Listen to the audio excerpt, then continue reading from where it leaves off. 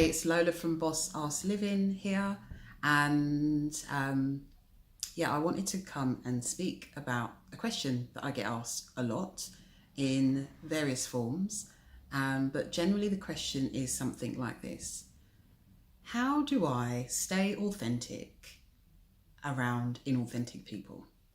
Or how do I stay in my authenticity when everyone around me is inauthentic? So it's a great question, and it's a common question for a reason. And there's so many different ways I can answer that question, but I'm just going to pick one for today. And what I'm going to say is your authenticity is your business, basically. It's your responsibility.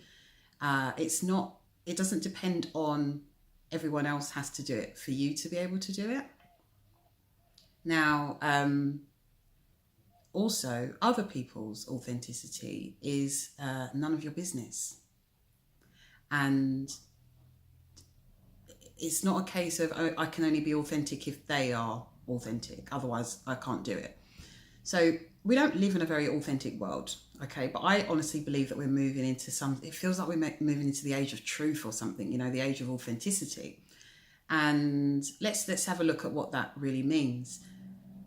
When I think about why authenticity and truth is so important, I always come back down to it's important because it's real, right?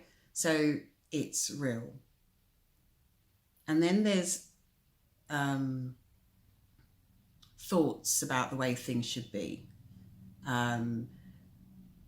We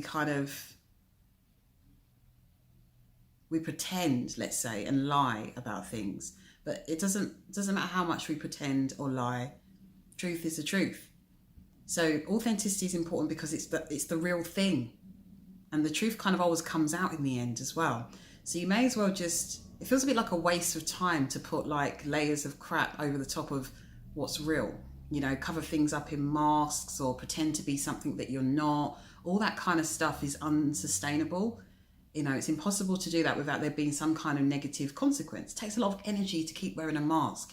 It takes a lot of energy to be something other than who you actually are.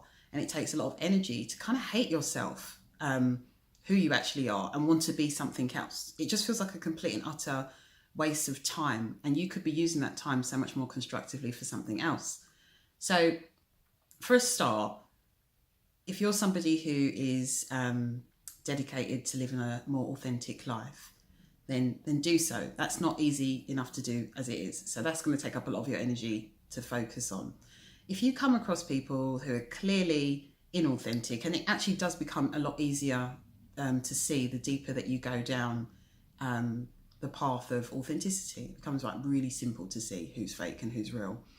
So when you are come across somebody who is being inauthentic,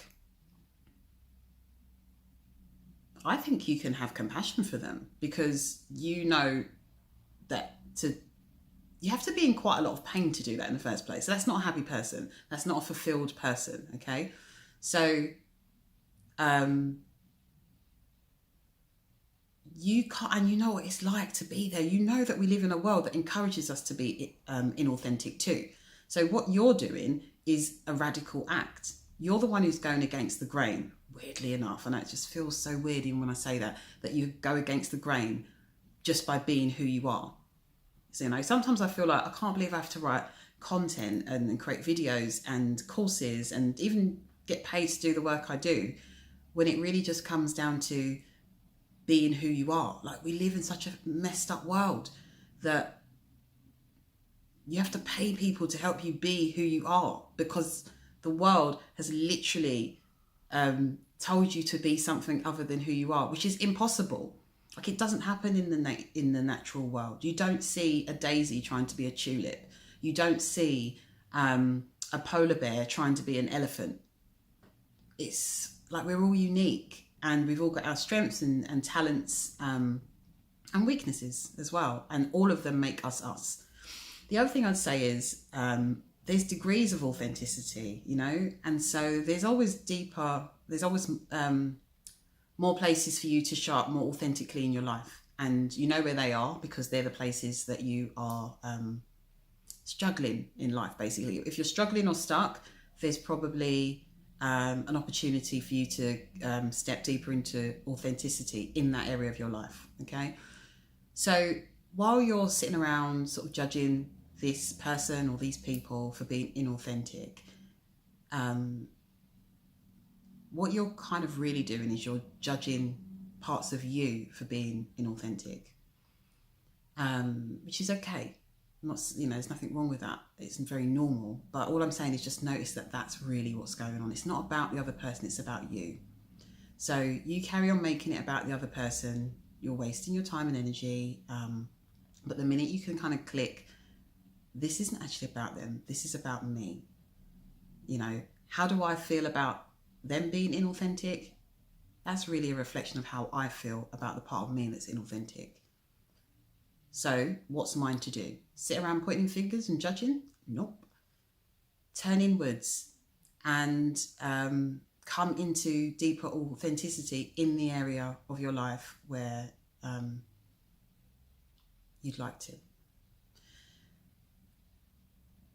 So that's it really. That's my musings on how to be authentic around inauthentic people.